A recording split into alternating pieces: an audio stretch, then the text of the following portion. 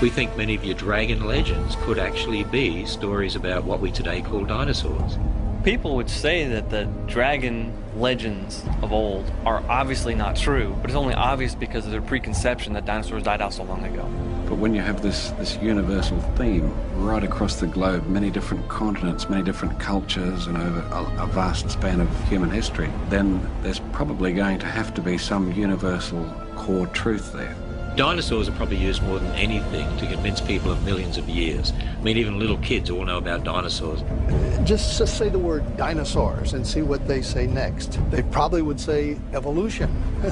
Those two concepts are inextricably linked. The most common objections they encounter is that the Bible can't be true because science has disproved it. You ask them what that means, they mean evolution millions of years. If the soft tissue means what it apparently means, and that is that dinosaurs were around recently. There was no dinosaur age, where only dinosaurs lived, and it was millions of years ago. Once you topple millions of years, you have no time for evolution. The more you study about dinosaurs, they really fit with creation. And the evidence seems to go with humans encountering dinosaurs, and not very long ago. Creatures like this were supposed to be separated by mankind for 65 to 70 million years. Yet, here we have respectable people writing in their history books, this is what I've seen, this is what I've witnessed.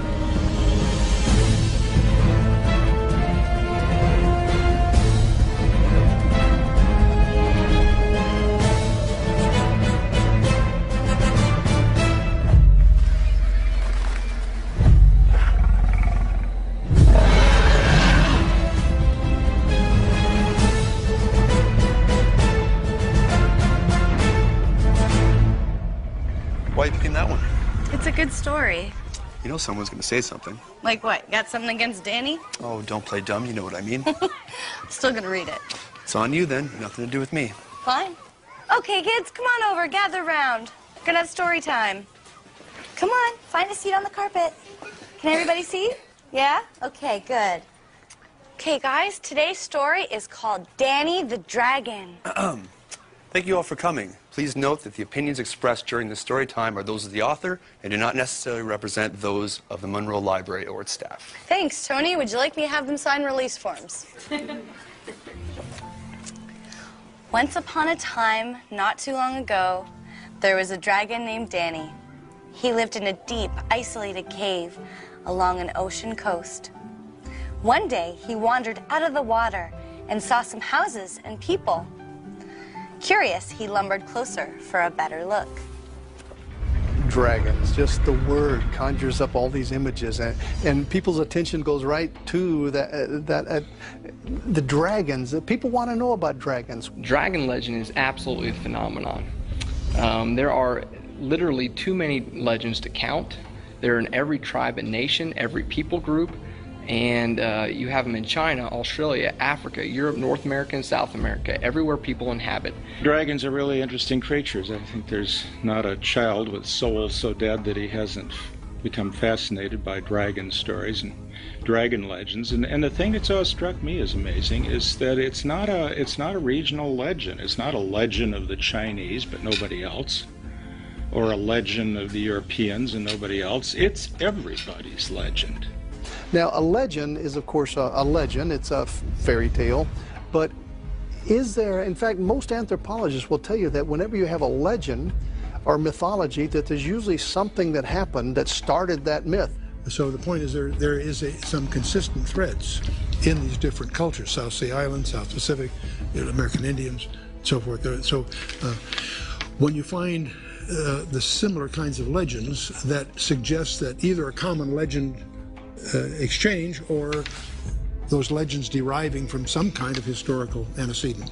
If we're to believe that they're mythological, that really presents a logical problem for us, because there is a consistency that happens throughout all the dragon legends. Of course, dragon legends can become sensational. You know, a lot of your pagan religions attach some sort of meaning to these things. Like a lot of times in Chinese mythology, a dragon would, you know, be responsible for the tides, or it would control the water or something like that. But if you scrape away all the sensationalism, you actually have a very real creature at the bottom of, and that is consistent throughout all really the entire world, you just have a large scaled reptile that has many of them fly, some of them don't, but the ones that do fly have wings like a bat, and they're carnivorous, and they're basically going to gnaw your face off. And it is consistent no matter where you go, and that truly is remarkable.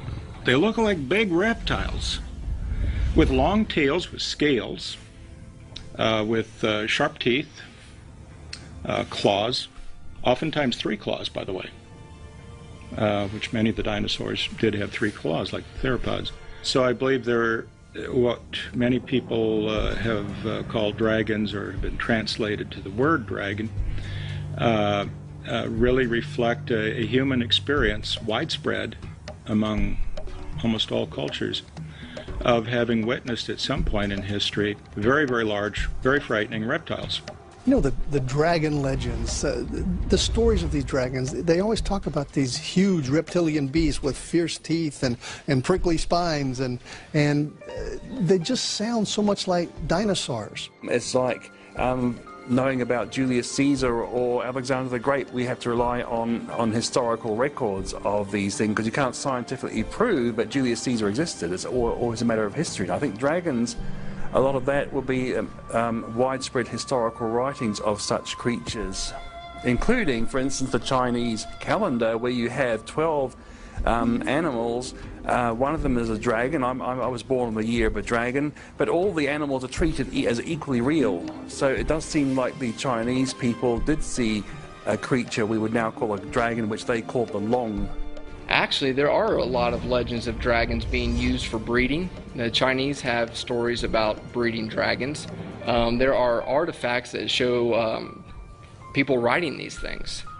It's quite remarkable that, to many people, that Australian Aboriginal people actually have accounts of their ancestors having encountered creatures that today, by any reckoning, you'd describe as being dinosaurs on the basis of scientists' reconstructions from fossils. On a personal level, I recall meeting a university researcher in the Northern Territory in Darwin after giving a presentation there a couple of years ago.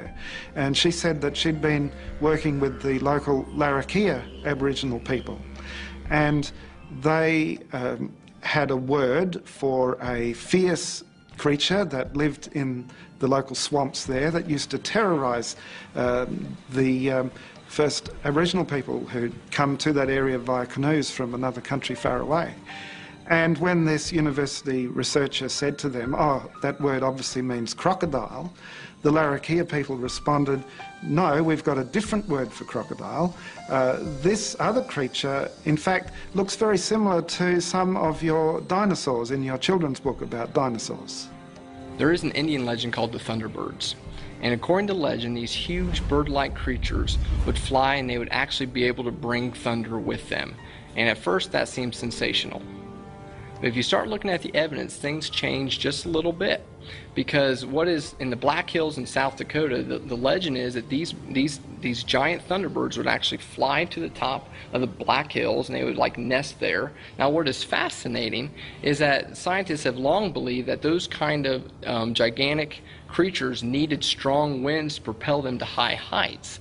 And so in the west, where you have these gigantic thunderstorms, it is really postulated these gigantic pteranodons would catch thermal updrafts of these storms that would lift them to the top of places like the Black Hills. So from an Indian's perspective that is trying to pull meaning from the things in nature, they would look at these what they would call thunderbirds and go, wow, they are bringing thunder. But it's actually what's really happening is that it's the thunderstorms that are actually bringing the pteranodons.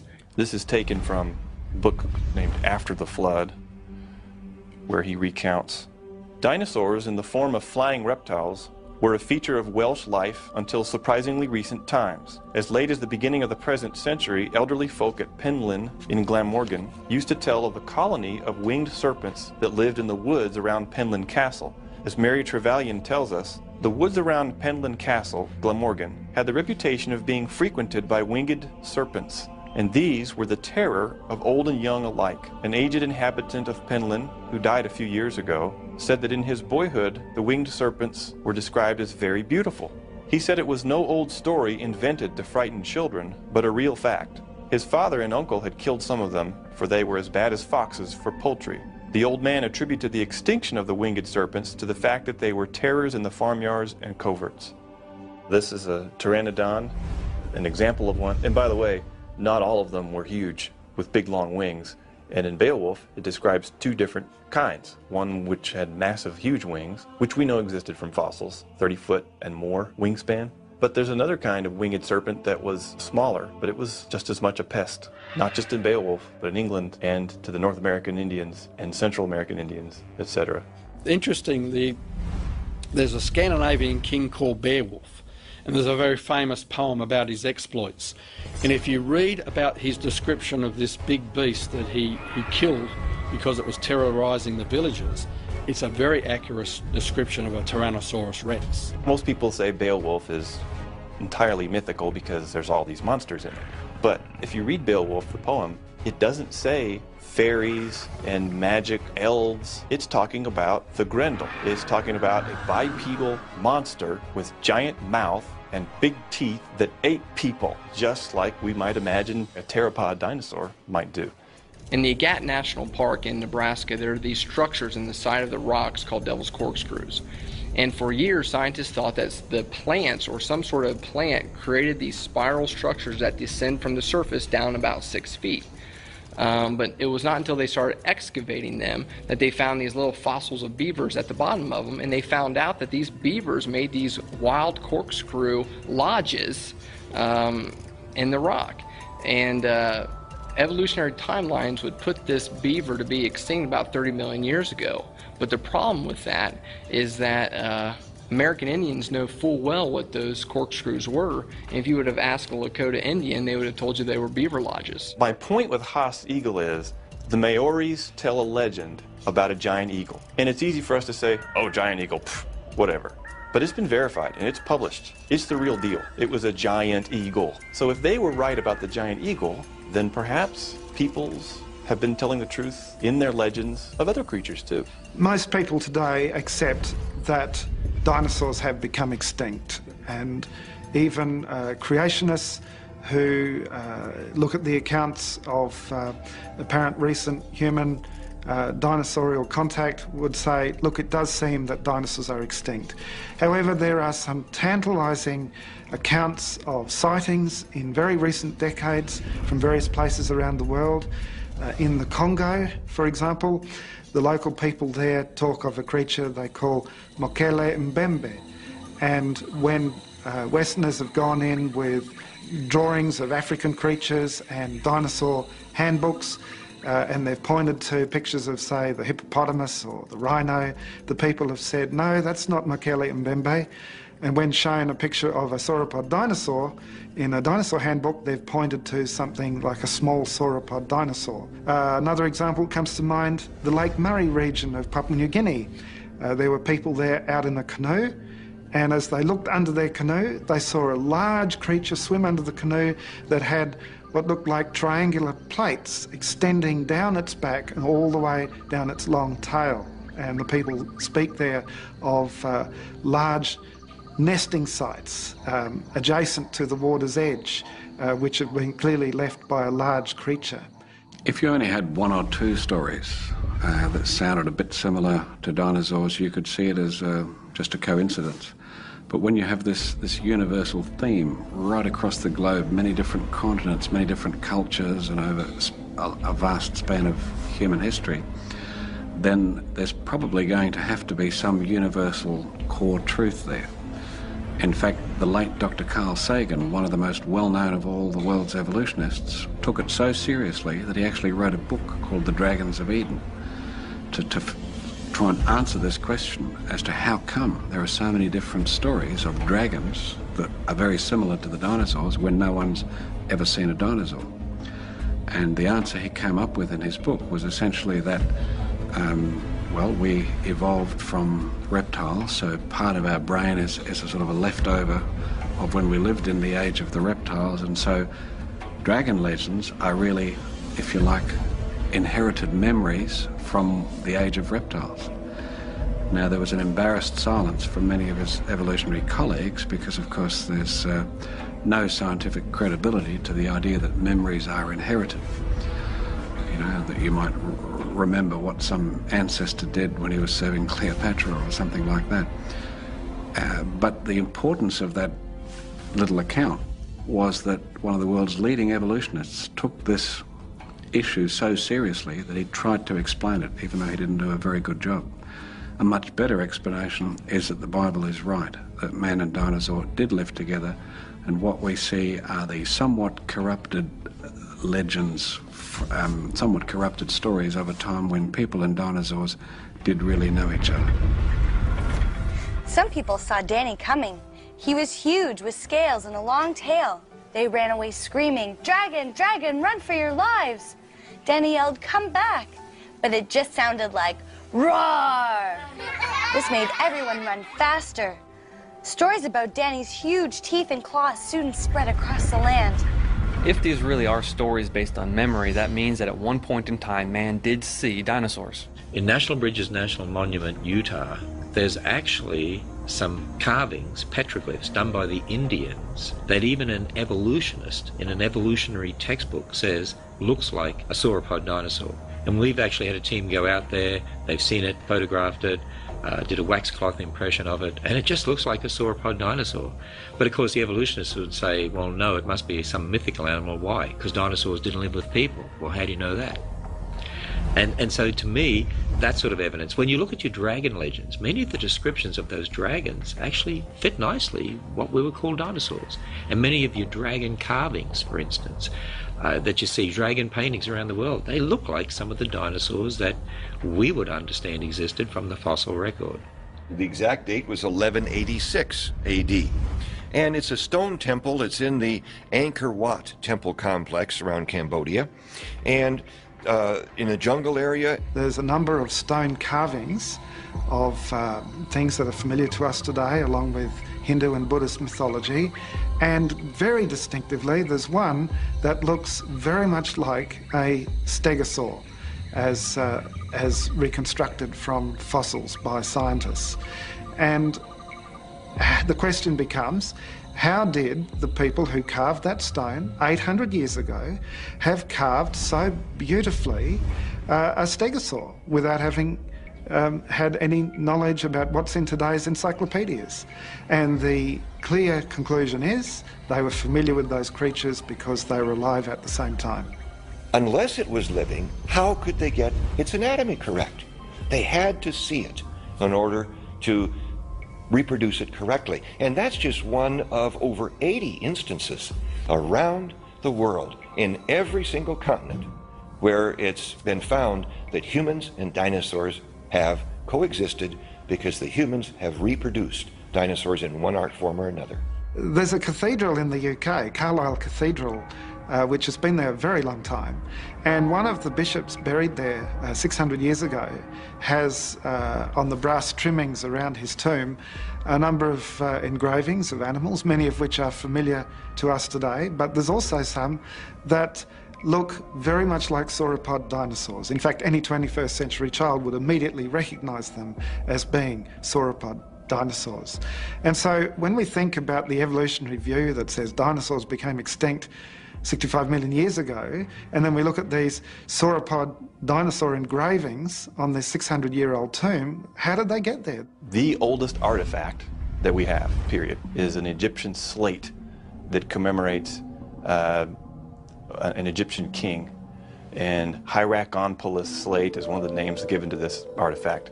And on one side it shows him grasping the head of his recently defeated foe and about to chop the head off. So it's a slate saying, look how great I am. And on the back, it's got some Egyptians with ropes around necks of two great sauropod looking, I mean, they look just like a children's book with a Apatosaurus on it or something, necks intertwined. And we have this motif repeated on two different, totally different places, separated by hundreds of years. Obviously, if there are engravings of sauropod dinosaurs which are hundreds of years old, prior to any scientists' reconstructions of fossils, the only way that we could say that they could have done it so intelligently was if they had viewed the creatures for themselves, or at least had access to sketches or drawings or descriptions made by eyewitnesses of those creatures at around that time. As some people look at the fossil record, as some people look at evidence that humans and dinosaurs lived at the same time, they see pictures, they see drawings, they see carvings, they see work in metal and weaving of individuals that have actually reproduced dinosaurs. And the American Indian is one of those groups that has done that, especially in paintings and drawings. Adrienne Mayer, first of all, if we talk about what she's done on this, I think we ought to give her credit for doing a tremendous amount of research. And when I say data, I mean legend after legend after legend after legend of descriptions of the same kinds of creatures that were giant, terrible lizards. There were Thunderbirds, there were water monsters given the same description from tribe after tribe after tribe across North America, but even in South America and Central America. We've got this robust, legendary lore, complete with descriptions of habitat, descriptions of habit, anatomical attributes. Where did all this come from? And some people say, well, we don't want to have the Indian living at the dinosaur, so the Indian went ahead and found bones and then went ahead and assembled those bones into the proper shape and then put the musculature and the skin on the bones, and then based upon what they came up with, they then did a drawing showing what this dinosaur or reptile would look like in life. Now, with all due respect to the skills of the American Indian, and there are a great many of them, I honestly don't know if paleontology hundreds of years ago was one of them. Well, the very fact that we have these artifacts begs the question, how did they know to draw these? In other words, if they're mythological, how is it that they all drew the same exact myth, and yet they're separated through distant time as well as distant geography? And the question, it's a tough one to answer because it depends on your worldview. And if you back up and think, if I just go based on the data, then it seems to suggest on its surface that these people, real live people at some point, encountered creatures that looked like this. I've been informed that in a cave in France there's a mammoth seemingly engaged with or in combat with a dinosaur. Now, if that's so, that's very significant, because even though mammoths are extinct, everybody accepts that mammoths and humans live together, because you sometimes find spear points of human spears in mammoth fossils or mammoth skeletal remains in caves. And of course there are many drawings of mammoths by people, and everybody agrees they're mammoths. So if mammoths and humans are together, and you see a picture of a mammoth and a dinosaur together, then obviously dinosaurs and humans were together too, which of course evolutionists say is impossible. American Indians had this legend. They called this creature the grandfather of the buffalo.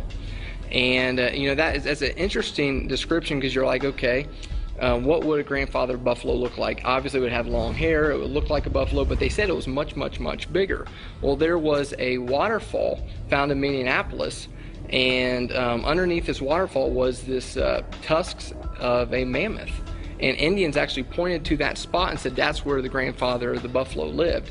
And what's fascinating is if they were able to understand the flesh, they were understand the hairy characteristics of this mammoth, there's only one way they could have known that, is if they would have actually seen the creature. And once again we see that the evolutionary time frame, that the layers in the rocks represent millions of years, comes to grief on things like this, which show that people, dinosaurs and mammoths and many creatures that we're familiar with today all lived at the same time. First of all, what we have to understand now, it was not until the year 1822 when Gideon Mantle and his wife found the iguanodon tooth. And that was supposedly the absolute beginning of our understanding of dinosaurs. And modern academia will tell you that is when we discovered them. Well, the problem with that is that we have all these images of ancient people groups that had intimate knowledge of dinosaurs. They drew them on vases, they were on pottery, and if it is true that they had no knowledge of dinosaurs, then where in the world did all those images come from? The people went to the police and demanded that something be done. The police gathered their weapons and their bravest officers and went off to see what they could find. Danny was terrified. He just wanted to find a friend. He was very old and had looked everywhere but couldn't find anyone else like him. It was like he was the last dragon on Earth. You know, it's funny how historians treat ancient history. Because we've got a lot of ancient historians writing things that we take today as matter of fact, like, you know, this event happened, okay. But then when they start talking about some other things that they believed were true, historians will just discount it. Like, you know, Marco Polo's writing about dragons, Alexander the Great is talking about his giant lizard that frightened his army. And there's all sorts of other accounts in history, as matter-of-fact accounts of great lizard-like beasts, and yet they're routinely discredited as not being true. You know, it is a misnomer that some of these dragon legends, or all the dragon legends, are just a product of opium-inspired pagan religions. I mean, that is not the case at all. What you have is you have actual historians. You have Herodotus, you have Flavius Josephus, you have Marco Polo that talk about dragons. Herodotus actually heard an account of flying reptiles, and he went and checked it out himself. And so, I mean, he showed the mettle of a true historian. 400 years later or so, you have Flavius Josephus, an incredible Jewish historian, also talking about seemingly the same creature. You have this flying reptile. You have Marco Polo that after his journey to China is describing a huge dragon. He calls it a dragon with this tail that is really dragging through the sand, leaving these marks. And we come to the point where we have to ask ourselves, are all these people just making this up? They're describing creatures that were not supposed to be alive then. According to evolutionary theory, that creatures like this were supposed to be separated by mankind for 65 to 70 million years. Yet, here we have respectable people writing in their history books, this is what I've seen, this is what I've witnessed. And they sound just like dinosaurs. Well, I think we should take the testimony of these very reliable historians. For the most part, I think that they were very candid in what they were writing about when it came to historical narrative. And if they were talking about these large, formidable creatures, I don't see why there's any reason to question that. If man and dinosaurs never lived together but were separated by millions of years, then we have to say all those ancients were mistaken. And I don't believe that we should accuse them of that, because they were intelligent people like you and I. They built cities before the flood. We're told that they had musical instruments. They had tools of iron and brass. Now you think about that. Before the flood they had metal tools. That implies they had to find the metals, they had to mine them, and they had to smelt them exactly like we do today. So let us not dare accuse ancient people of being unintelligent and untechnological. The Bible does use the term dragons over and over again. It talks about ocean dragons, it talks about flying dragons, it talks about land dragons. And you know, that seems to fit with these great reptilian beasts that include the dinosaurs. And it makes sense.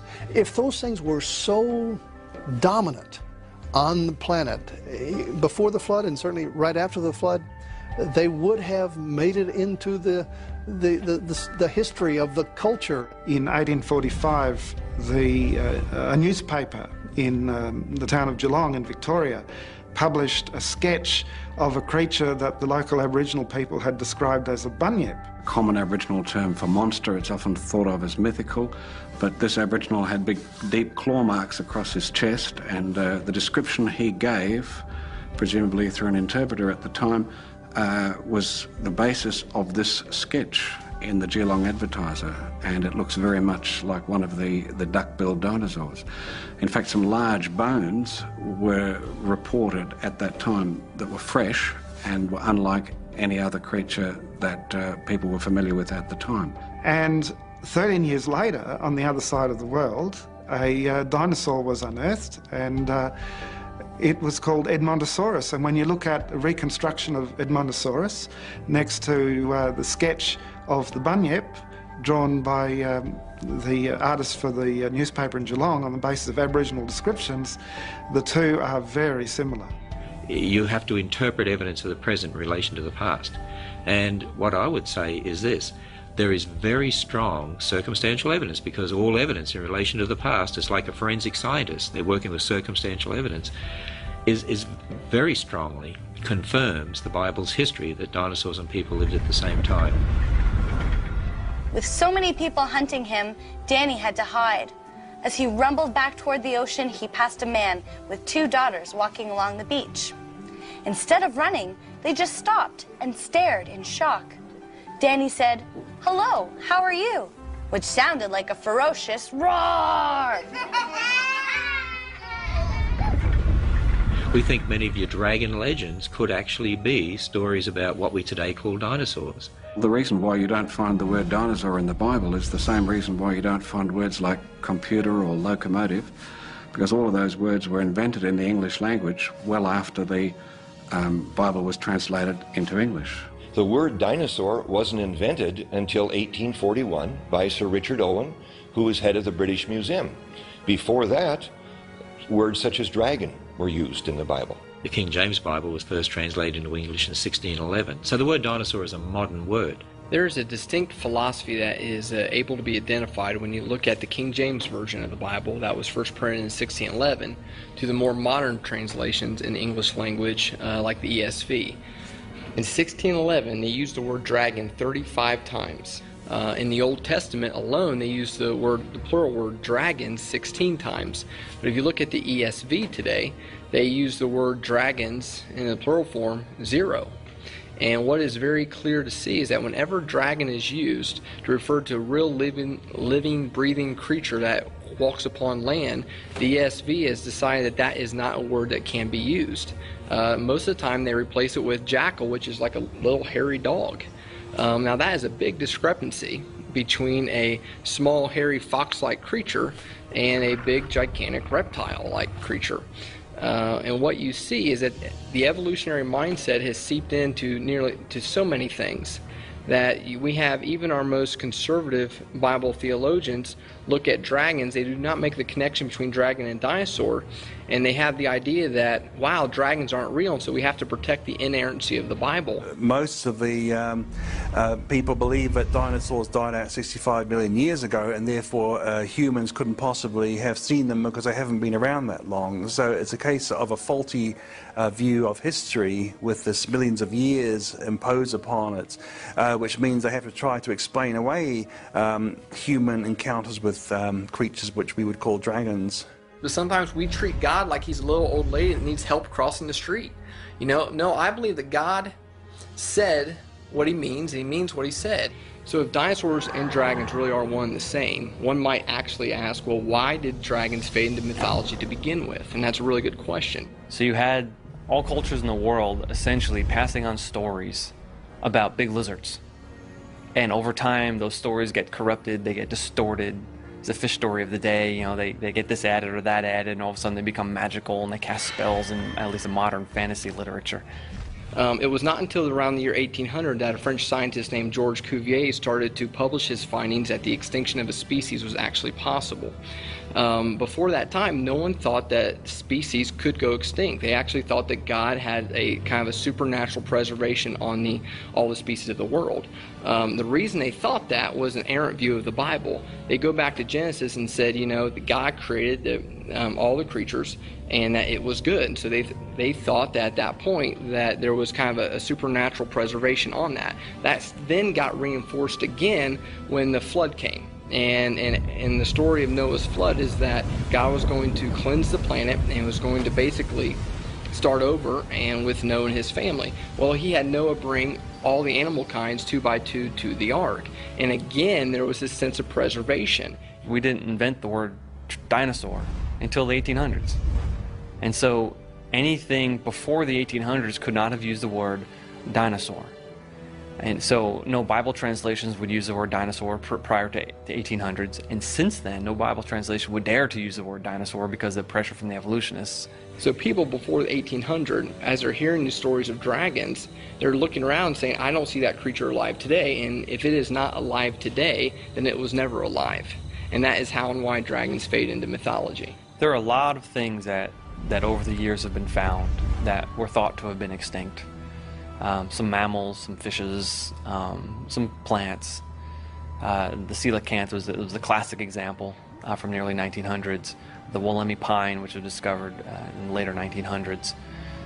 So there's a lot of things that pop up that no one thought should be, everyone thought went extinct, But it turns out that they're still here and they're essentially unchanged from the way they were supposedly millions of years ago. And also there's an Australian living fossil that's very well known. It's called the Wallamai pine. And it was found in a very isolated part of a conservation reserve near Sydney in New South Wales. And it quickly became known as the dinosaur tree, because they said it had lived alongside the dinosaurs, and the initial dating of the Wallamai pine fossils was that it had been thought to be extinct for many millions of years. Now, when they found this Wallamai pine just a short time ago, the curator of the Sydney Botanical Gardens apparently said, it's just like finding a live dinosaur. I think he said a live small dinosaur, because the point is it has exactly the same significance. Now, the coelacanth is a fish. Fossils have been found of this fish that the evolutionists say died out, say, 70 million years ago, came on the scene about 400 million years ago. The reality is, in 1938, off of the island of Madagascar, fishermen started catching coelacanths. And so now the evolutionist is presented with a problem. If coelacanths died out 75 million years ago, what's a live one doing in 1938? And they found a lot more of them. Some are even in aquariums today. Here's an interesting thing. Years ago, when I was in undergraduate school in Minnesota, I was taking a course in botany, and our professor took us all outside the botany building to pay obeisance to a ginkgo tree. And we all stood around in just deep reverence looking at this ginkgo tree, because we were told that this ginkgo tree, we can see it in the fossil record back to the time of the dinosaurs and beyond, and here it is growing alive and well just outside of our botany building. And isn't that amazing? And boy, we were impressed. But you know, now that I look back on that, why didn't our prof just show us the far more abundant oak trees and elm trees? Because they're in the fossil record too. We have acorns, we have walnuts, and these are dating back 40, 50 million years. No, I don't accept these dates. I believe the Earth is 6,000 years old. But if you're going to accept these dates, we have a tank here in the Creation Museum that is full of native Kentucky aquatic creatures. Sunfish, which have been found, the good old sunny you fish for, you know, if you like to fish. They were around back, according to the fossil record, 40, 50 million years ago. Garfish go back at least as far as the dinosaurs. We have the short-nosed gar in the tank. Turtles, 120 million years. Bats, 60 million years, 50 million years, and they look just like the bats do today. Amber is what I call a time capsule. It is, some amber is supposed to be up to 50 million years old. And quite a bit of amber has what are called inclusions in it. Now, inclusions can be insects, they could be water, they could be oxygen or air bubbles, if you will. And the reason I call amber a time capsule is, lo and behold, when we find, for example, ants and termites, we've even found the pine bark beetle that is decimating the forests in the Rocky Mountain West. These animals, or these insects, if you will, are exactly the same as what we have today. The Jurassic shrimp was supposed to become extinct during the Jurassic time, and yet they're alive and well and just as delicious today as back in the alleged evolutionary past. And so these living fossils, I think, are clear testimony to the youth of this Earth. Terrified, the man pushed his daughters behind him and said, "Oh God, you are wonderful and powerful and created such amazing creatures. Please don't let him eat my daughters. As you love all your creation, I love them." Then he turned and plunged back into the ocean. According to conventional wisdom, the dinosaurs lived from about 250 million years ago to about 65 million years ago. The reason why they say that is after the so-called Cretaceous layers, you don't find any more dinosaur fossils above there. And so they believe the dinosaurs were wiped out 65 million years ago. And they believe that man only evolved in the last 2 million years, say, because we only find human fossils at the very top of the layers. And so man and dinosaurs, in their view, could never have lived together. because they would be separated by over 60 million years. An evolutionist would look at the fossil record, and they would, based on their idea that the Earth is ancient and that the present is the key to the past, and they would look at natural processes which act very slowly, they would say, therefore, the fossil record must have accumulated very slowly. And because it's such a slow process, it's actually, you can look at it and look at different eras of time. And so in this section, these fossils are buried. That means that these fossils are alive at one point in time. And then if there's a layer that appears above that, well, that must be a later period of time. There's a different set of fossils being buried there. That's a snapshot of a different period of time. And then they build this very elaborate tree structure of all of life, and they build this very elaborate model of the geologic record. Well, basically what they do is look at the sedimentary rock units in the Jurassic layer, and they find some dinosaurs there, and they say because we find dinosaurs here, this particular layer is at least 70, 75 million years old. And so it is a tautology where they date the fossils by the rock layers, and they date the rock layers by the fossils that they find in them. And so it is a cause for circuitous or circular reasoning. I did 1 year of geology in my university, and it's interesting that the head of the department said the fossil record does not support Darwinian evolution. He said this plainly. He made it clear he was not a creationist, but he did say the fossil record seems to support a series of divine creation. This I heard from the professor of geology. And professor in New Zealand was the highest rank of university teachers, not just any old lecturer. Well, fossils are formed only under special circumstances. I'm a marine biologist. I'm a scuba diver. I lost count after about 500 scuba dives. And it's funny because most people think marine biologists study whales and dolphins, but really most marine biologists study worms and bacteria and mud. And so in my life, I've studied a lot of mud. I've dug mud in lakes, rivers, and streams all over the southeast. Looked at the sediments all up and down the Florida Keys, over in the Bahamas, in Belize. One trip to the South Pacific, which was very nice. And all that digging and all that sand and all that dirt and all that mud, I've never found a fish skeleton. I've never found an incipient fossil. I've never found something that was being fossilized. Because fish, when they die, when they finally do hit the bottom, they're eaten by everything.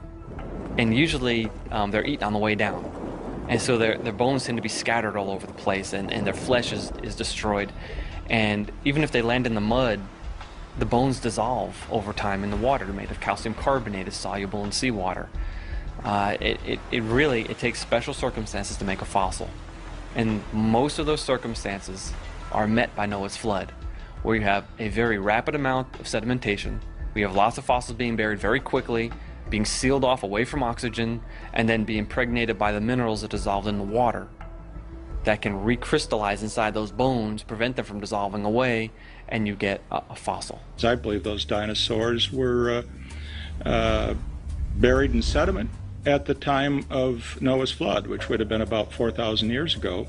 So either at the time of the flood or at some point after the flood, during the runoff, because all the dinosaurs that we know of, with rare exception, are buried in water-deposited sediment. As Ken Ham says, if there really was a worldwide flood, you'd expect to see billions of things buried in rock layers deposited by water all over the earth. And what you really see are billions of dead things buried in rock layers deposited by water all over the earth. And that is certainly true of the dinosaurs. And when you read about them, they always are described as having wandered too close to an inland sea or lake, and maybe got a little tipsy and fell in. And before their flesh could rot, before scavengers could eat it, they became encased in a very cementatious rock. This isn't going on today. I have rabbits and squirrels in my backyard. I don't know what happens to them when they die. I've never seen any little rabbit funerals or anything like that. And I'll tell you, they're certainly not making fossils. You can't get a fossil if a dinosaur died in the forest. It's going to rot away and get scavenged, and you can see that in the farms today. You don't see sheep and cattle's fossilized, and you have to bury them quickly. And when you have something like a global flood, you're going to bury lots of creatures, and that's why we find lots of fossil dinosaur graveyards where they've been washed in, like the Iguanodon graveyard, which makes sense if you've got a huge catastrophe, a watery catastrophe. And of course, when you have a watery catastrophe, you don't need millions of years to explain the rock layers either. Right behind me is what is called a polystrate fossil. Poly meaning many, straight meaning strata. So here's a fossil that is straight up and down, going through many layers of strata.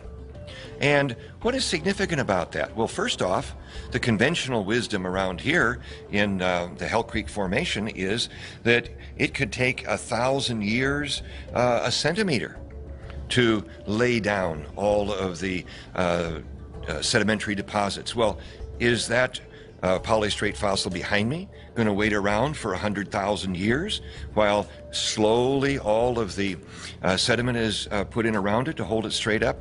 No.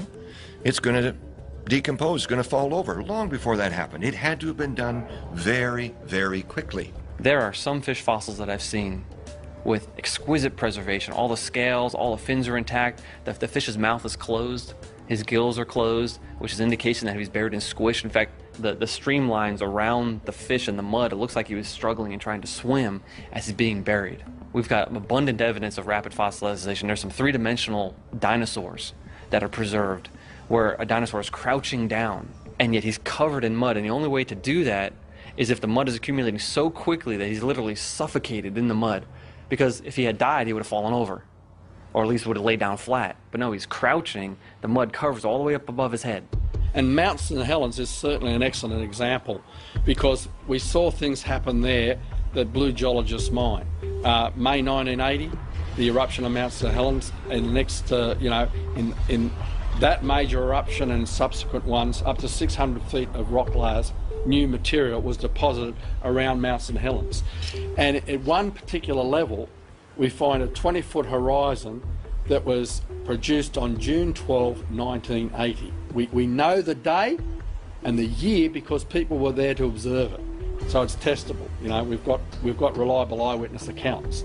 But within that 20-foot thick layer, we have multiplicity of small layers, alternating coarse and fine-grained layers. Now, a geologist normally looking at that with a millions of years belief system, we call it mental glasses, looking through the idea of millions of years, who would have thought that each of those little bands would have taken thousands of years to accumulate, or alternating yearly sequences, and so the whole sequence, hundreds of them, would have taken hundreds of years. But we observed it to happen in just one day. The rock layers are not a sequence of age, but a sequence of burial. Taking their age interpretation, they shouldn't be, the coelacanths have died out. Yet we know they're living today. People will ask, why are there no dinosaur and humans fossilised together? I would ask, why are there no coelacanths and whales fossil together, even though they live in the sea together? It's because they just weren't buried together. Now, how do you explain that? By slow and gradual processes with little local floods over millions of years. Now, only a global flood can explain rock layers with marine fossils up on the continents that were catastrophically deposited and buried that swept right across the continents and between continents. I mean, the evidence is crying out for catastrophe. It screams Noah's flood, it therefore screams a young Earth. You know, radiometric dating is seen as the linchpin of the evolutionary age of the Earth. They say, oh, all these radiometric dating techniques show the Earth is ancient, so how can you believe in a young Earth? Well, actually, what I do is I appeal to known lava flows. Go to Hawaii, sample a lava flow, sample some basalt that's come out of the Earth, bring it back to your laboratory, tell me what age you measure. It's not going to be zero. It's not going to be even a few thousand years old. You're going to get an old age. It doesn't matter what technique you use. So what that does is that takes the idea that you can measure the difference between the daughter product and the parent product and calculate an age as if there was a clock. That discredits anything that's using the assumption that there's zero daughter products. Well, I was involved in a project called the RATE project, RATE. It stands for Radioisotopes and the Age of the Earth. It was an acronym that we put together to describe so people could quickly identify what this project was, and it was conducted between 1997 and 2005, and we got some exciting evidences that confirm that the conclusion we came to was that the nuclear decay rates, radioactive decay rates, had been grossly accelerated at some time or times in the past. At some event, the decay rates had been accelerated, that had been speeded up to such an enormous extent that you could essentially have hundreds of millions of years worth of nuclear decay measured by the rates at which they occur today, all of that happening within a few thousand years. So one of the best examples we came up with, well, there are several good ones. There were tiny crystals found in a granite in New Mexico from a drill hole. And essentially, when uranium decays to lead, the parent decays to the daughter lead, the byproduct is helium. And helium gas it's chemically stable. It doesn't react with other elements. It's what we call an inert element or inert gas. Because it's only got small atoms, it could leak very easily out of those crystals. But we found that the uranium lead date for these crystals, with the millions of years scenario, using the radioisotope dating, was 1.5 billion years. But most of the helium that would have been produced by that amount of nuclear decay was still in the crystals. So we made predictions. Then we sent the crystals to a well-recognised laboratory who was well known for doing that work to actually measure the rate of leakage. And where did it fit? Exactly on the 6,000 year prediction. In other words, while the uranium to lead clock had ticked at the rate of 1.5 billion years, that's 1,500 million years, while uranium had been ticking through that rate, helium had been leaking at a different rate. That means because we know of the law of leakage of these atoms, well-known physical law that we can reproduce in the laboratory, that was a far more credible age determination method. There was some basalt flows that erupted on the rim of the Grand Canyon, flowed down into the canyon all the way to the base of the canyon. That means that the lava flow is younger than the canyon, younger than the uppermost sediments, and yet that lava flow dates to millions of years older than the canyon itself. It really raises the question, how do we know that these techniques are valid? We've got other lines of evidence. There was about 3 or 4 lines of evidence that we found that all pointed in the same direction, that the assumption of nuclear decay rates always being constant at the rates we measure today isn't true, that they were accelerated in the past, and that means the clocks can't be trusted. We have done carbon-14 dating on coal and diamonds, which are hugely old. Diamonds are supposed to be over 1 billion years old, and yet we find carbon-14 in them. Now, hang on, carbon-14 would have long just decayed if it were that old. One of the discoveries that has really rocked the evolutionary world was made by Dr. Mary Schweitzer and Dr. Jack Horner from analyzing the interior, the bone marrow, if you will, of the thigh bone or the femur of a T-Rex that was excavated back in 2003. Their report was published in the March-April 2005 edition of Science Magazine, a very prestigious, peer-reviewed science magazine. And they reported, and to my left are pictures, just a few pictures, there's many more that were actually in the magazine. They reported soft, stretchable, elastic, snap back like a rubber band tissue in that thigh bone. In addition, they reported finding red blood vessels that still had blood cells in them that were identifiable, and all of that would be impossible if this dinosaur died out 65 to 68 million years ago.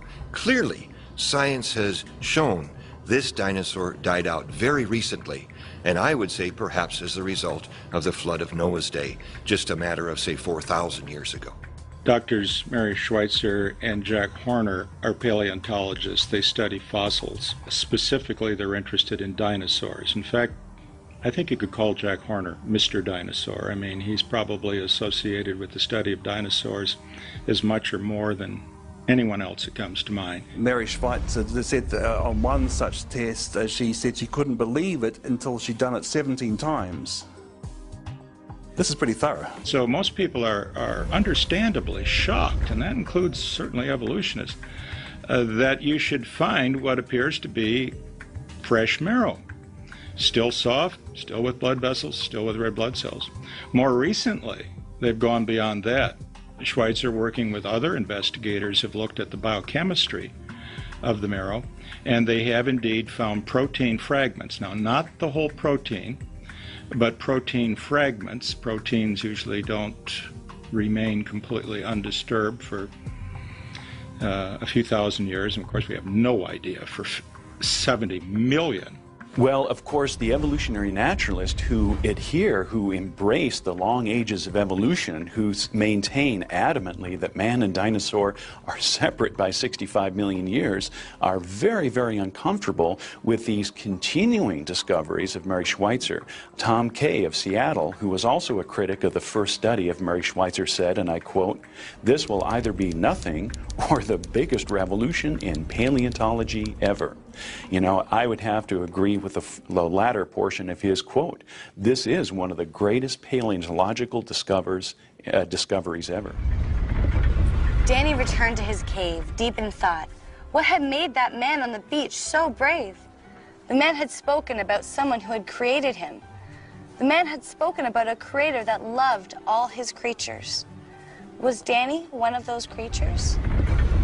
Most of your dinosaur books, if you go to Barnes & Noble or wherever, they're all millions of years, millions of years, millions of years. Kids have been to see those movies that talk about dinosaurs. They might be fictional movies like Jurassic Park and so on, but at the same time they still teach millions of years. Ever since Darwin and Lyell, that this idea of many, many millions of years is a philosophical necessity, but is certainly not found in science. I mean, the main movers and shakers at the time were really striving to discredit the Bible. I mean, Lyell himself said that his stated goal was to free the world from Moses. And if that's a stated goal to free the world from Moses, he is actively trying to undermine the biblical account of creation. So that's why we have to talk about the age of the earth issue if we want to talk about dinosaurs and humans, because these are two radically different views. And if the earth is young, then dinosaurs and man did live together. And the dragon legends are believable. Paleontologists also, I believe, go ahead and fill in the gaps as they see them in the evolutionary timeline, going from monkeys to man, going from microbes to man. One of the things that they find, though, in the process of doing that is that life is very complex. Whether it's dead life or living life, it is still extremely complex. And so that means they've got to have huge amounts of time in order to give people any idea at all that it's credible to go from microbes to man. And that's really, time is the magic bullet for the evolutionist. It's a lot of time, which makes the impossible possible. Old Earth, old universe even, but certainly old Earth, 4.5 billion years, is important to the evolutionist because they need a great deal of time for things to evolve by the evolutionary process, which would involve random changes due to mutations and natural selection. I would suggest it requires infinitely more time than the pittance of 4.5 billion years. I encourage them to think along the lines of Google years. That would be to the Google power. I mean, you need years that make billions look like nothing if you're going to try to attribute to chance even a single biologically useful protein. Well, they say that over billions of years anything is possible, but would you ever expect someone to win the lottery every single day for 10 years straight? That's essentially the odds that they're claiming anything is possible. If that happened, a court of law would call that guy guilty, send him to jail for the rest of his life because he's cheating. Even if they don't know how he's cheating, they would have to conclude that you are cheating because this is impossible. So their idea that anything is possible is really ridiculous on the face of it. Would require more time and material than is in the known universe to have ever evolved by chance. Once you can buy all that and accept it, once you can accept photosynthesis having formed by chance, I don't see a hill of beans difference between believing it happened by chance in 6,000 years versus 6 billion years. I mean, one's just as improbable as the other.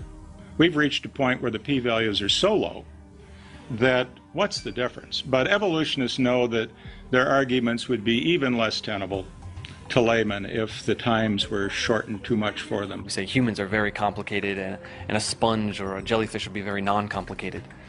But it's really funny because a jellyfish, or at least the sea anemone, has got about the same number of protein coding genes as people.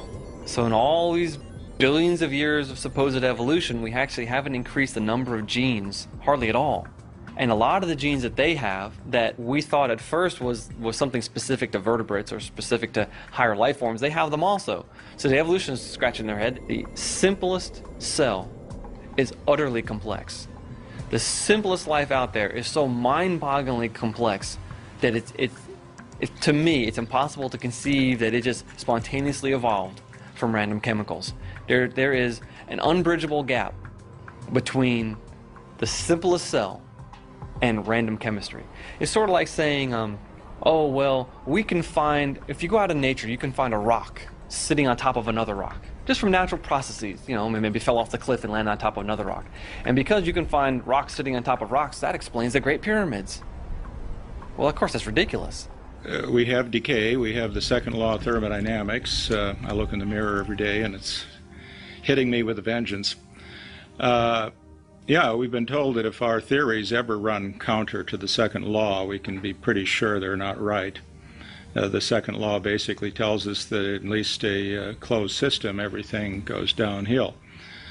Things fall apart. They don't spontaneously self-assemble over the long haul. The evolutionist tries to get out of this by arguing that the Earth is an open system, that energy keeps impacting on the Earth from the sun, and that this energy sort of drives the evolution uphill and causes entropy then to decrease rather than increase. This is really not a good argument. We know that energy is necessary for the assembly of complex things. That's true in an automobile plant. Without energy, the plant comes to a halt. But energy by itself is a necessary but not sufficient condition of, say, making automobiles. One needs information, you need programs, you need sequences. Things have to be done in a certain order. Parts have to arrive at a certain time, have to fit other parts. There's an integration of complexity.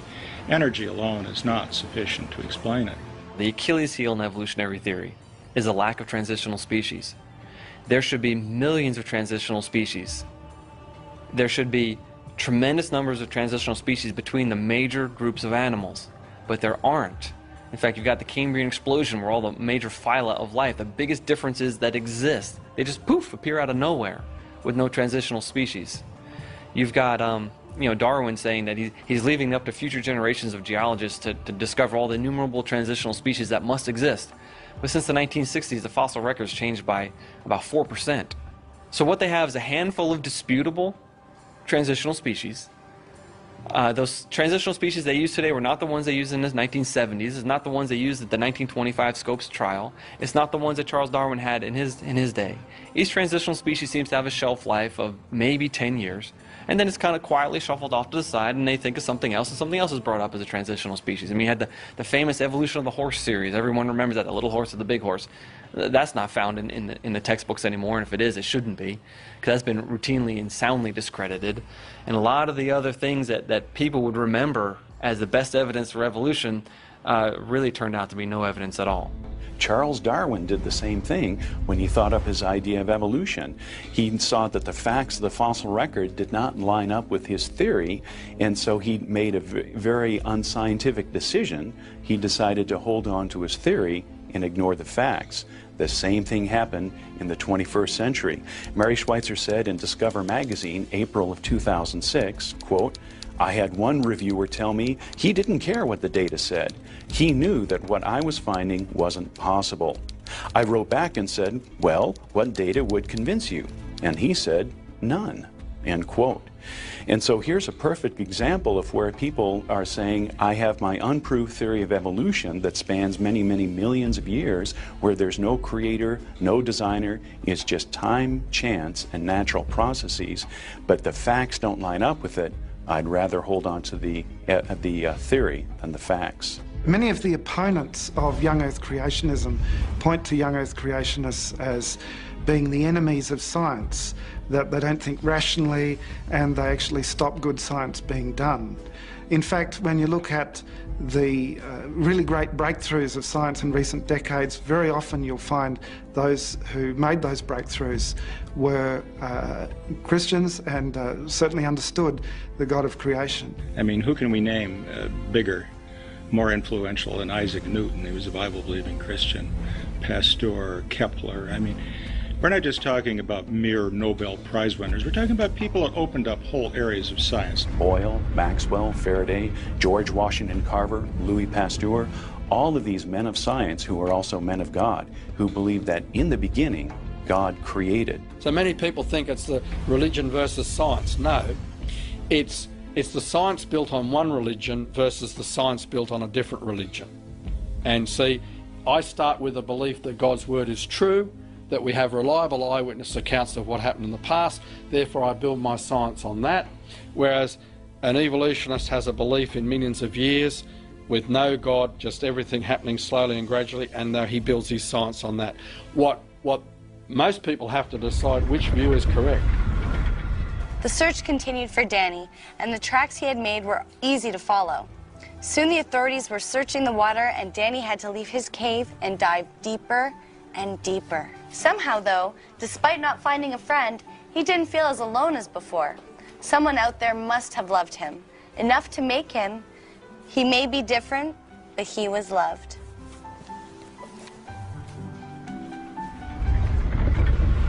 I think that a dinosaur is described in detail more than most other animals in the Bible. I really do. For instance, when you go to Job 40, there we have an account of God speaking with a man called Job, and this was after the flood. And he was saying to Job, look at this animal called behemoth. Now that's just not an English word, that's just a transliteration of a Hebrew word. The Hebrew word there is plural, because behemoth is a well-known word for a beast. So behemoth is saying it's the beast of beasts, and God said to Job, behold this. So he was expecting Job to understand what he was talking about, and what I made along with you. So it implies that it was made alongside mankind, and then it says, so it's a beast of beasts made along with mankind. Everything about it is big. His legs are big, his bones are strong like brass and iron. He's an enormous creature, chief of the ways of God. Some Hebrew experts say that means it was the largest land animal God made. And you know, the largest land animal we know of today from the fossil record are some of your dinosaurs, like your sauropods, like a Seismosaurus or something. And then it has a tail like a cedar. Well, you think of the cedars of Lebanon. I mean, a tail like a cedar, that'd be an enormous tail.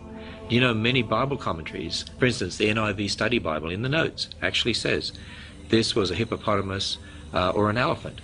But a hippopotamus tail is like a little flap of skin. And, you know, an elephant's tail, it's like a piece of rope hanging in the wind. It's really difficult to know why many commentators, even conservative commentators, are unwilling to take the descriptions in the book of Job about this creature and to try to apply them to a hippopotamus or some other animal when the description doesn't fit. I suppose only they themselves know their motives, and the Lord.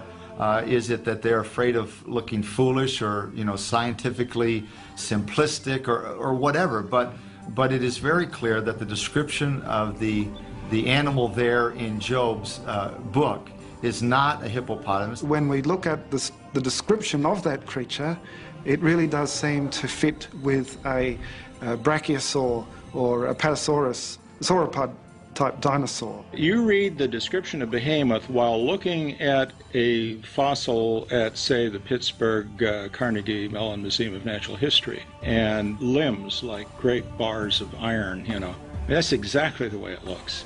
Doesn't mean the bones were made out of iron. It means they were just like great big bronze tubes and iron tubes, and these big ribs, this immense belly, this big tail. I mean, we're clearly not describing a pussycat. This fits a dinosaur. Well, you know, Leviathan in Job 41 was not a dinosaur because technically the word dinosaur only refers to land animals.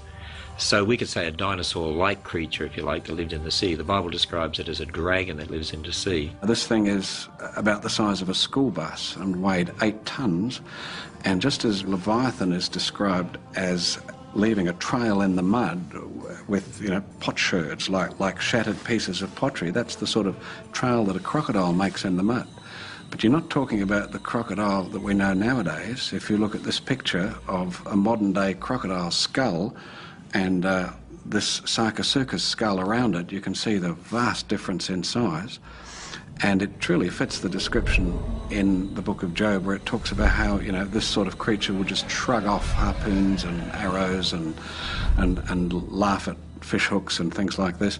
And also, the book of Job describes as if it has rows of shields closely interlocking with no space between them. And it's interesting that the description of Sarcosuchus includes the many scutes that have been found, and these are like the big scales, and they are closely overlocking, and they're about 1 foot in diameter, these shields on Leviathan. It says it breathed fire. Now when people look at that, they say, well, now we know the Bible can't be trusted because that's just a mythical creature breathing fire. I say, whoa, wait a minute. Who says animals can't breathe fire?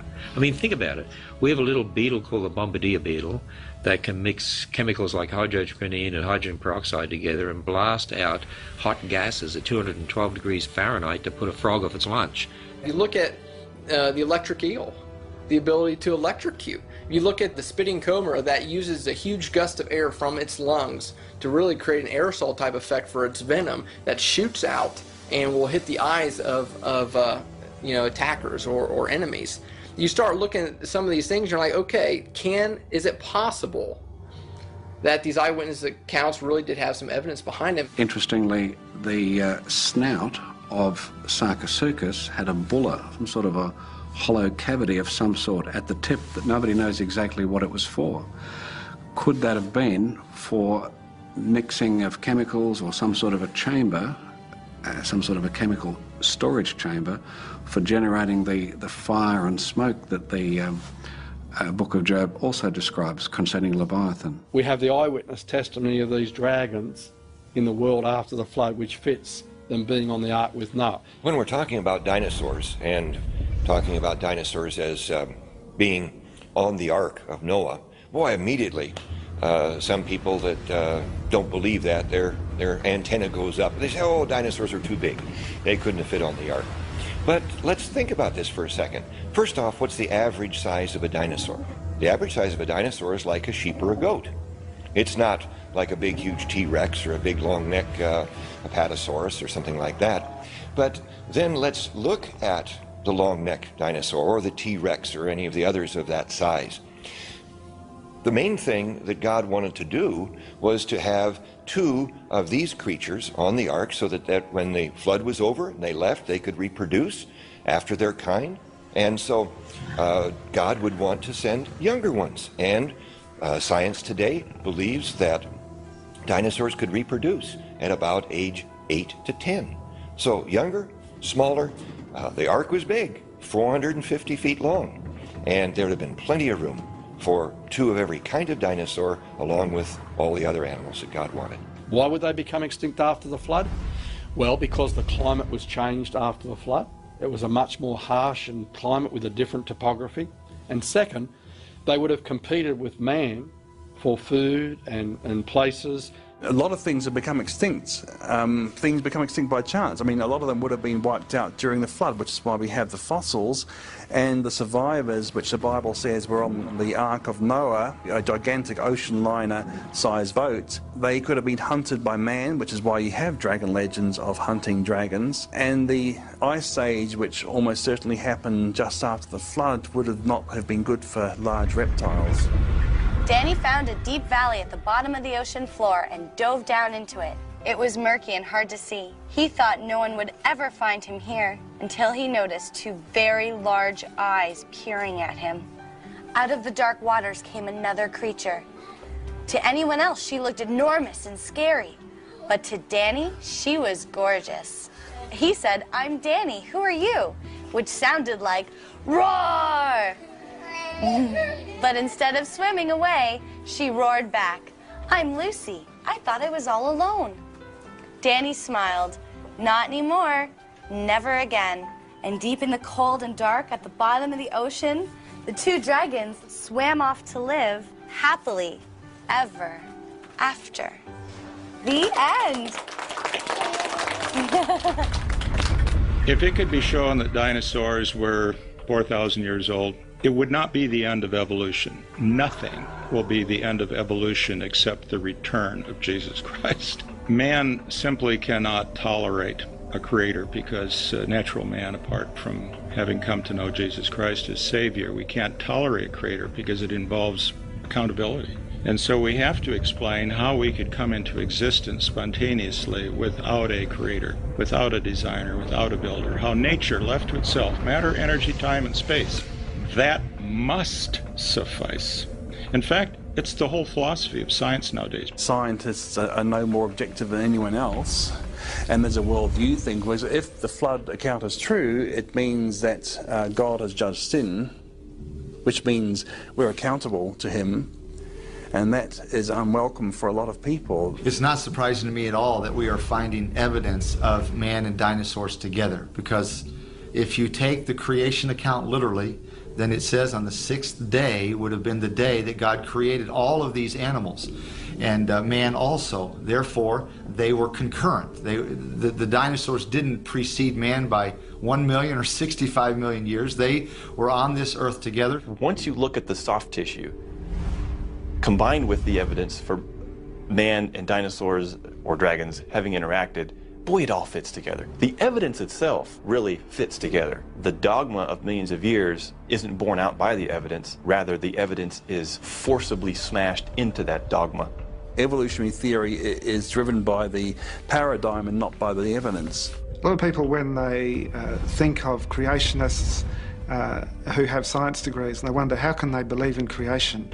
What they don't realise is that creation is a logical way of looking at the world we have today in light of historical account in the Bible. It all makes sense. Makes a lot more sense than from evolutionary perspective. The reason why we have the Appalachian Mountains and the Himalayas is because of the flood and all the upheavals that occurred in the flood.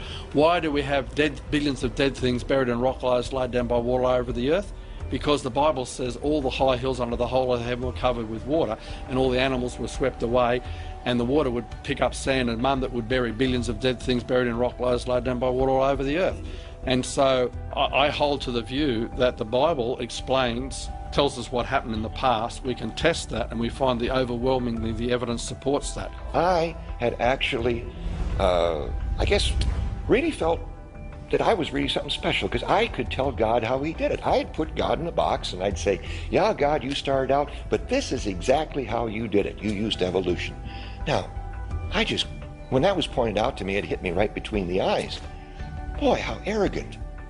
And then he started pointing out the evidence, much of the evidence we've been talking about today. And this evidence is just stacking up, proving that the Bible is true.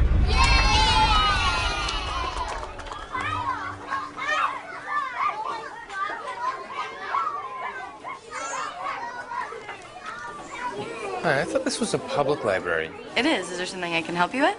Yeah, the story was a little preachy. Who decides what to read? I'm sorry you feel that way.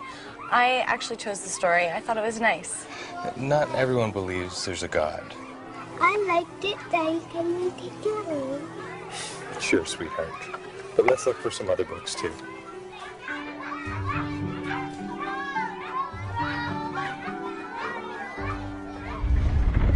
What's the point? I mean, why do you care how old this rock is, how old this fossil, how that animal got to be the way it is? But there are underlying meanings that go to the very core of our being, that answer life's big questions. Who am I? Where did I come from? What's the meaning to life? What happens after I die? These big questions are answered by creation information. Today, I find that the biggest objection people say as to why they can't accept Jesus is because they've been taught evolution at school of the millions of years, and they say, why should I trust the bits of the Bible that talk about Jesus when you can't trust the very first bits that talk about creation? Well, I was an atheist all the way through university because I believed that everything made itself, because I believed in the millions of years and so on, and it was obvious that the history in the Bible, that the gospel depended upon that if evolution and millions of years were right, what the Bible was teaching just didn't make sense. It was only when somebody gave me a book that explained how I could look at the same facts and interpret them logically and rationally in a way that was not only intellectually satisfying, but that fitted the Bible and that actually made more sense than the evolutionary long ages point of view, that I could become a Christian. Today's scientific geological discoveries are confirming that processes that used to be thought to take literally hundreds of thousands or millions of years can be done very quickly, which supports the sudden creation, it supports the flood of Noah's day, and is adding additional support to the true history of the Bible. Your knowledge about the Creator is testified by the creation itself. The creation is, the scripture says, the heavens declare the glory of God. Whether you're talking about astronomy or microscopy, the frontiers of science bear testimony to design. And that design is sufficient to hold us accountable. The Bible is very clear that God is omniscient. He knows all. And if you accept that Scripture is the Word of God, then He has given us a perfect record that we can base our lives on, base our views on. And therefore, because man's views are always changing, man's opinions have shifted down through the decades, centuries, even just from an experiential standpoint, it makes sense that we would rest our hope, our faith, our views on God's wisdom and not man's wisdom. You see, a court, in a courtroom, a judge and jury are going to look for eyewitnesses, aren't they? If they want to re-establish what happened in the past at the scene of the crime, they can have all the forensic evidence they like, but the forensic scientists weren't there. They're interpreting what the blood stains might mean and what this, you know, the gunpowder and the angle and all the rest of it, but they could be wrong. The judge and jury will determine the case from an eyewitness that was there who could describe exactly where the person was standing with the gun, exactly what happened when the gun was fired. You see, that's what we have with the Bible. The Bible is telling us who was holding the gun, who was firing it, what happened. The scientists weren't there. The Bible stands on its own, but from science, we can really establish that it's true. We can find confirmation of it. We can find the evidence that it really did happen just that way. And so when I go and test that, I see there is evidence in God's world that supports God's work. The point is the Creator Himself, who did all this, entered His creation and fulfilled a mission that we were unable to fulfill for ourselves. And He did it on our behalf. That's the staggering discovery that awaits the person who's seriously interested in trying to find out what it's all about. The science we present is in order to remove stumbling blocks from people listening to the gospel message. We're not saved because we believe in Genesis 1:1. We're saved because we believe in Jesus Christ. It's by faith alone, in Christ alone, by grace alone. Think about how contrary evolution is to Christianity. Evolution is this idea of survival of the fittest, which really means extinction of the unfit. The vast majority of everything goes extinct. And yet, how does Christianity approach things? The very kernel nut of Christianity is that not the survival of the fittest, but that the most fit of all, Jesus Christ, died for the unfit, so that the unfit could survive. That's me and you. Jesus entered the human race. Even though He was Creator, He entered creation, and He came as a man, lived a perfect life, died a substitutionary death on the cross for our sins so that we could be redeemed. And a person who acknowledges his or her sin and is willing to humble themselves before God, repent of their sin, and receive Jesus Christ by faith is what the Bible refers to as being born again. That person is given new life, whereas they were dead in their sin. Now they have new life that comes from a genuine relationship with Jesus Christ.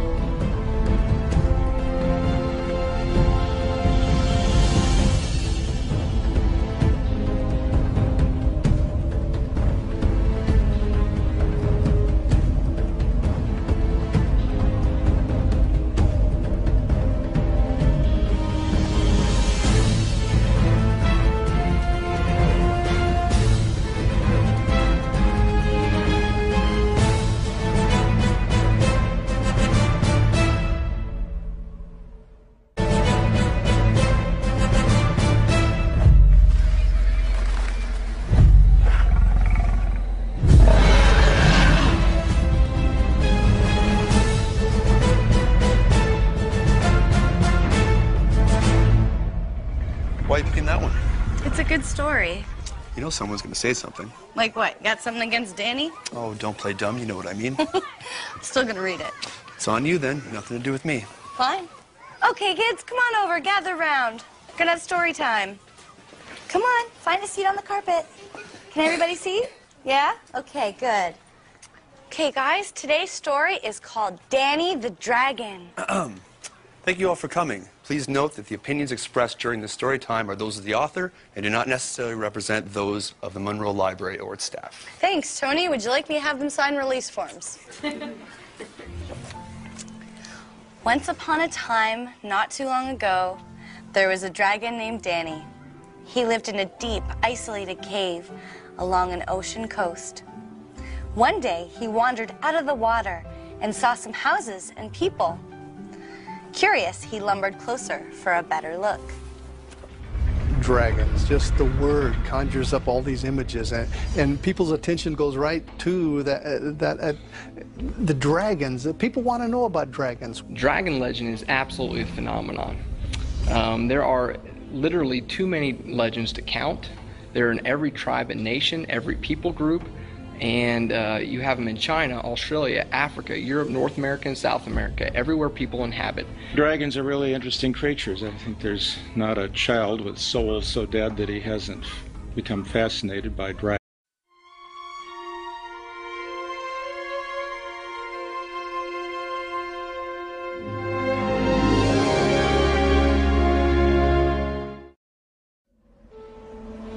We think many of your dragon legends could actually be stories about what we today call dinosaurs.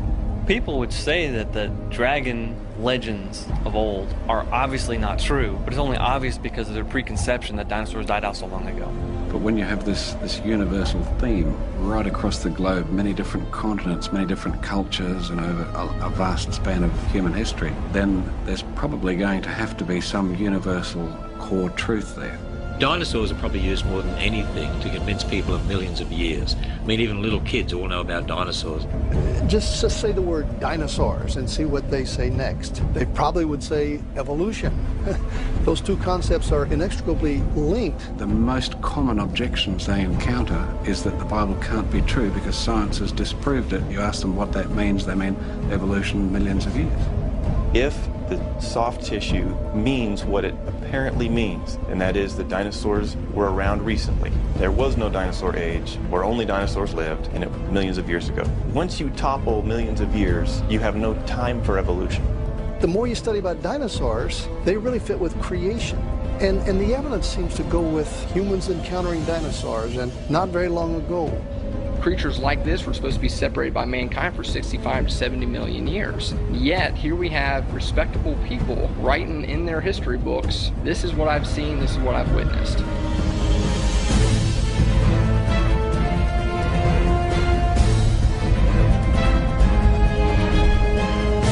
Dragon stories and dragon legends, and the thing that's always struck me as amazing is that it's not a regional legend. It's not a legend of the Chinese but nobody else, or a legend of the Europeans and nobody else. It's everybody's legend. Now, a legend is, of course, a legend. It's a fairy tale, but is there, in fact, most anthropologists will tell you that whenever you have a legend or mythology, that there's usually something that happened that started that myth. So the point is there is some consistent threads in these different cultures, South Sea Islands, South Pacific, American Indians, so forth. So when you find the similar kinds of legends that suggest that either a common legend exchange or those legends deriving from some kind of historical antecedent. If we're to believe that they're mythological, that really presents a logical problem for us because there is a consistency that happens throughout all the dragon legends. Of course, dragon legends can become sensational. You know, a lot of your pagan religions attach some sort of meaning to these things. Like a lot of times in Chinese mythology, a dragon would, you know, be responsible for the tides, or it would control the water or something like that. But if you scrape away all the sensationalism, you actually have a very real creature at the bottom of it, and that is consistent throughout really the entire world. You just have a large scaled reptile that has many of them fly, some of them don't, but the ones that do fly have wings like a bat, and they're carnivorous, and they're basically going to gnaw your face off. And it is consistent no matter where you go, and that truly is remarkable. They look like big reptiles with long tails, with scales, with sharp teeth, claws, oftentimes 3 claws, by the way, which many of the dinosaurs did have 3 claws, like the theropods. So I believe they're what many people have called dragons, or have been translated to the word dragon, really reflect a human experience, widespread among almost all cultures, of having witnessed at some point in history very, very large, very frightening reptiles. You know, the dragon legends, the stories of these dragons, they always talk about these huge reptilian beasts with fierce teeth and prickly spines, and they just sound so much like dinosaurs. It's like knowing about Julius Caesar or Alexander the Great. We have to rely on historical records of these things, because you can't scientifically prove that Julius Caesar existed. It's always a matter of history. And I think dragons, a lot of that will be widespread historical writings of such creatures, including, for instance, the Chinese calendar, where you have 12 animals. One of them is a dragon. I was born in the year of a dragon, but all the animals are treated as equally real. So it does seem like the Chinese people did see a creature we would now call a dragon, which they called the Long. Actually, there are a lot of legends of dragons being used for breeding. The Chinese have stories about breeding dragons. There are artifacts that show people riding these things. It's quite remarkable that, to many people, that Australian Aboriginal people actually have accounts of their ancestors having encountered creatures that today, by any reckoning, you'd describe as being dinosaurs on the basis of scientists' reconstructions from fossils. On a personal level, I recall meeting a university researcher in the Northern Territory in Darwin after giving a presentation there a couple of years ago.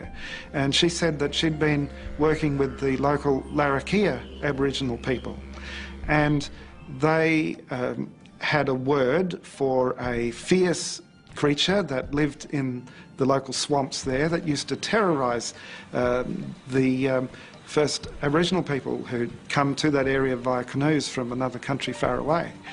And when this university researcher said to them, "Oh, that word obviously means crocodile," the Larrakia people responded, "No, we've got a different word for crocodile.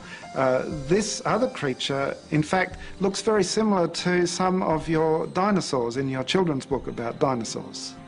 There is an Indian legend called the Thunderbirds. And according to legend, these huge bird-like creatures would fly, and they would actually be able to bring thunder with them. And at first that seems sensational. But if you start looking at the evidence, things change just a little bit. Because what is in the Black Hills in South Dakota, the legend is that these giant thunderbirds would actually fly to the top of the Black Hills, and they would like nest there.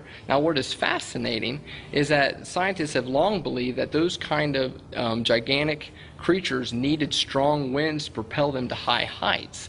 And so in the west, where you have these gigantic thunderstorms, it is really postulated these gigantic pteranodons would catch thermal updrafts of these storms that would lift them to the top of places like the Black Hills. So from an Indian's perspective that is trying to pull meaning from the things in nature, they would look at these what they would call